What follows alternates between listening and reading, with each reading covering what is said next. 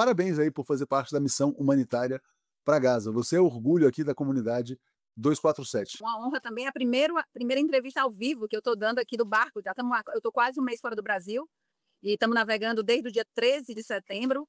E a primeira vez, até porque eu deixei para ficar mais perto também do final dessa missão, tendo em vista que a gente faz programa e às vezes tem que ser alterada a programação em função de uma série de coisas, inclusive dos ataques covardes de drone que nós sofremos no último dia 23 de setembro. Então, aí para tudo, aí fica mais um dia aportado, ou então teve que parar um pouco na costa, no sul da ilha de Creta, primeiro na ilha do lado na costa da Creta, depois no sul da Creta. Bom, o que que me levou aqui, Daphne? Primeiro, assim, eu sou militante de direitos humanos desde que eu me entendo por gente. Então, assim, eu penso que é fundamental que os direitos da pessoa humana, em comunhão com a natureza, em comunhão com os valores humanitários, eles sejam algo que persiga a nossa existência. Então, sempre aonde eu pude contribuir, né, fui presidente, quando eu fui deputada, fui vereadora, fui deputada estadual pelo Ceará, e como deputada estadual, eu fui presidente da Comissão de Direitos Humanos da Assembleia Legislativa. Já como deputada federal, também tive a oportunidade de ser presidente da Comissão de Direitos Humanos da Câmara Federal. E essa tarefa que eu estou agora cumprindo, essa missão humanitária, ela tem muito sentido dentro da minha perspectiva de vida e da minha militância, até porque no ano passado eu fui indicada como representante da América Latina num espaço chamado Liga Internacional Parlamentar por Al-Quds e Palestina. Nós tivemos uma conferência onde mais de 700 parlamentares de todo o mundo participaram. Eu tive a oportunidade de estar presente, de poder me envolver mais com o tema da Palestina, e a partir daí sou representante dessa liga, e por isso também me senti na obrigação, no dever moral, que eu digo que essa questão da Palestina é um dever moral hoje para a nossa existência, para esse momento histórico mundial que nós estamos vivendo, e talvez uma das questões moralmente importantes no século XXI. Nós aí temos aí essa perspectiva, Daphne, de que é muito importante. E a gente entende, para finalizar essa primeira resposta, que essa jornada de solidariedade internacional por mar, ela até Gaza, né, ela é fundamental, ela é essencial na resistência palestina contra o bloqueio ilegal que se acirrou a partir do ano de 2007. Então, a Global Sumud Flotilla, onde nós estamos participando, essa missão humanitária global, ela, primeiro de tudo, ela é herdeira, é importante deixar isso claro, ela é herdeira direta de uma tradição de coragem, de luta, de resistência e de desafio civil através do mar. Então, é isso que nós estamos fazendo aqui. E eu me orgulho muito de estar cumprindo essa missão. Não é fácil, não é simples. Eu até quero pedir desculpa, nós estamos ao vivo. Pedir desculpas porque nós estamos num barco pequeno, barco a velas, são 10 pessoas dentro do barco, e sempre tem gente trabalhando, se movimentando, falando. Nós estamos a 250 milhas náuticas de Gaza. Aproximadamente, se não tiver parada mais, vai aproximadamente de um dia e meio a 2 dias. Então, nós entramos numa faixa que a gente chama de faixa de risco, né?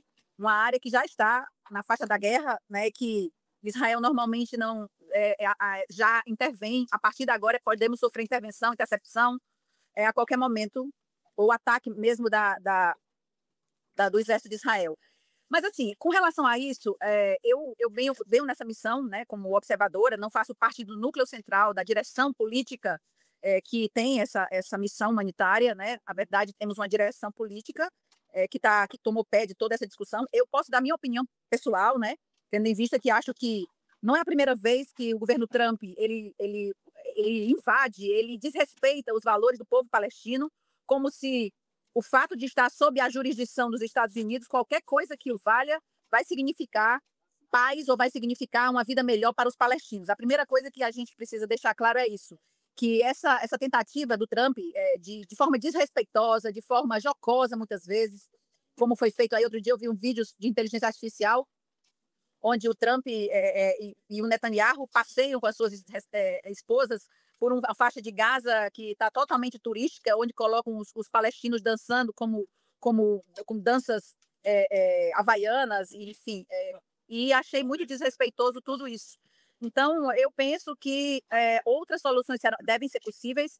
E com relação aos barcos, assim, inicialmente nós tivemos a informação de que a Espanha e 2 barcos também da Turquia estavam conosco, pelo menos, para dizer a verdade, a noite de ontem foi a noite mais tranquila desde que a gente saiu da ilha do sul da ilha de Creta, onde ficamos ancorados para poder estar em águas gregas.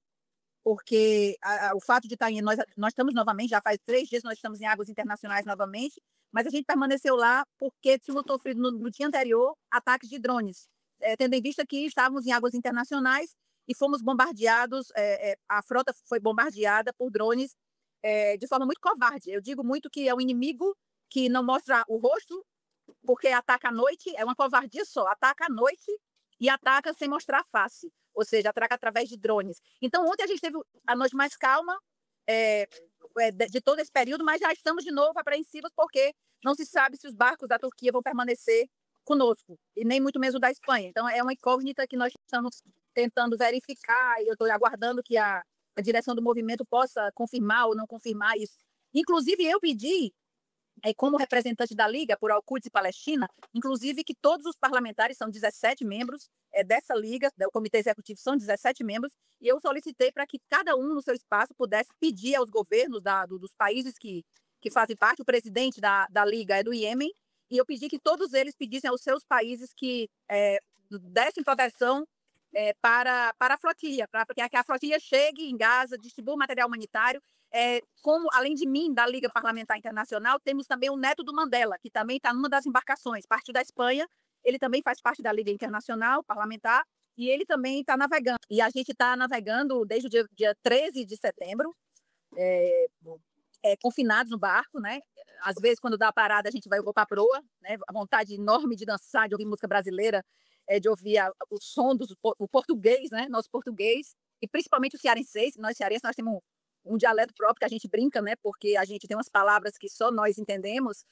E a gente, assim, o que mais me assustar, para lhe dizer a verdade, porque medo eu sempre digo o seguinte, as pessoas perguntam, você não tem medo? Eu digo, todo mundo tem medo.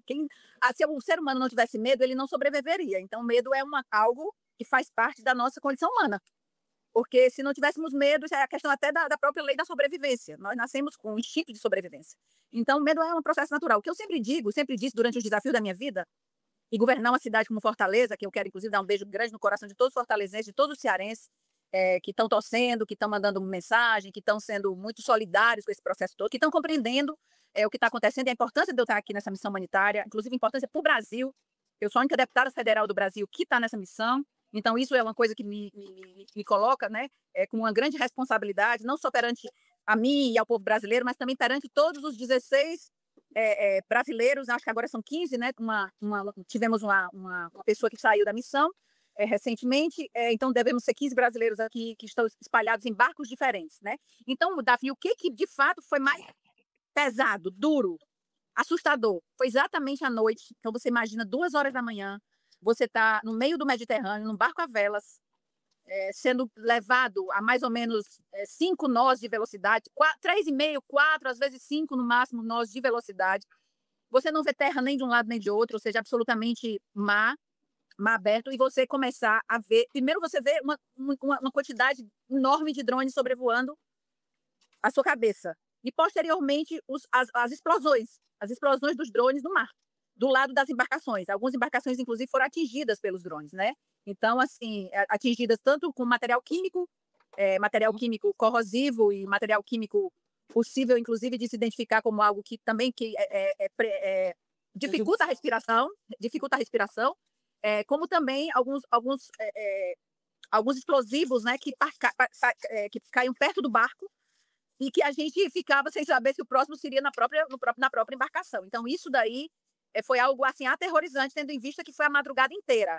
Do nosso barco foram muito mais explosões, mas do nosso barco nós ouvimos pelo menos 8 explosões próximo. Então, assim, eram explosões que eram intercaladas, ou seja, demorava um pedaço em outro. Isso durou toda a madrugada. Então, assim, a gente amanheceu o dia, foi esperando, torcendo que a luz do sol viesse para poder nos livrar daquele martírio, daquela situação extremamente angustiante, que é você não saber de onde vem o inimigo e como é que ele vai lhe atacar. Foi muito importante o posicionamento do presidente Lula.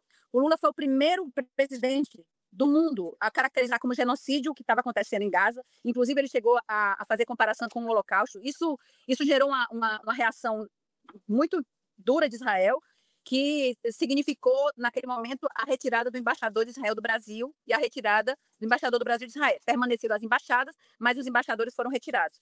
Mas muito me orgulho o fato de que o presidente Lula na abertura da Assembleia Geral da ONU, ele vai e e reafirma sua posição. E o mais importante, mais de 130 países, pela primeira vez na história, reconhecem o Estado palestino, a importância de se criar o Estado palestino. E, ao mesmo tempo, se retiram no momento em que Netanyahu vai falar. Então, isso, para mim, é uma mudança de percepção política muito importante. Né? São pequenos passos que estão sendo dados, que significam na história processos que caminham, né? Porque se não fossem essas iniciativas, se não fosse essa ousadia, né? E eu quero dizer que, reforçando aí, Marcelo, que todos os 15 brasileiros presentes nessa missão estão de parabéns, porque todos nos seus espaços estão dando tudo de si. A gente tem aqui um grupo muito bem organizado e estruturado pela organização da missão, que está aqui, e outros que estão em terra. A gente tem tido uma sintonia muito importante. Os brasileiros é uma das delegações mais organizadas, e essa turma está fazendo a diferença. Pode ter certeza que os brasileiros todos estão fazendo uma grande diferença aqui nessa missão. E são muitos, né? São 15 brasileiros. É importante a gente deixar isso claro, né? Em alguns momentos nós tivemos uma representação pequena, às vezes só o Tiago presente nas embarcações, e agora ele conseguiu articular, conseguiu mobilizar, e conseguimos aqui estar em 15 brasileiros. E eu fico muito orgulhosa de estar participando desse momento histórico mundial.